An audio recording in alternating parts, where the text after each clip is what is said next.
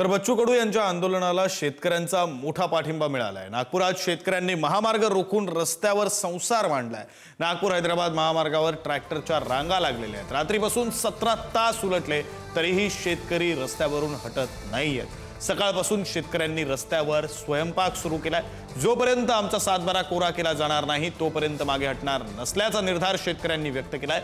या संदर्भात शेतकऱ्यांशी संवाद साधलाय आमचे प्रतिनिधी छगन जाधव यांनी।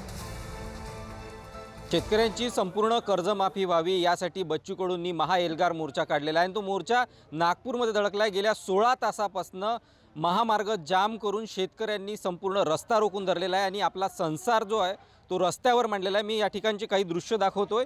या ठिकाणी शेतकऱ्यांनी जेवण बनवण्याचं काम सकाळपासून सुरू केलेलं आहे।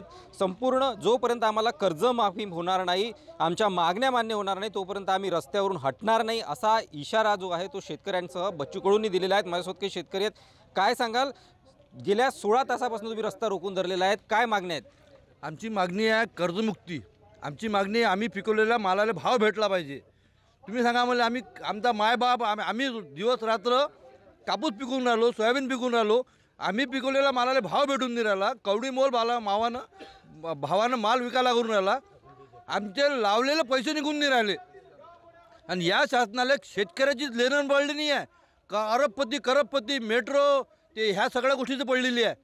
म्हणून आम्ही सांगतो का आमच्या येणाऱ्या पिढीला जर न्याय द्यायचा असेल तर आम्हाला या बच्चूभाऊच्यासाठी साथ द्यायची काम आहे आमचं। आमच्या येणाऱ्या पिढ्याचं जगवायचं असेल म्हणून आम्हाला इथं करावं लागते। अजिबात आम्ही इथून हटणार नाही। आम्ही सगळं बारदाना घेऊन इथं आलो आहे।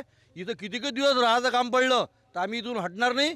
अशीच चटणी भाकर खाणार आहे आणि असंच इथून आम्ही कर्जमुक्ती घेऊन जाणार आहे आणि बच्चूभाऊचा आम्ही ह्याला पाठिंबा देणार आहे।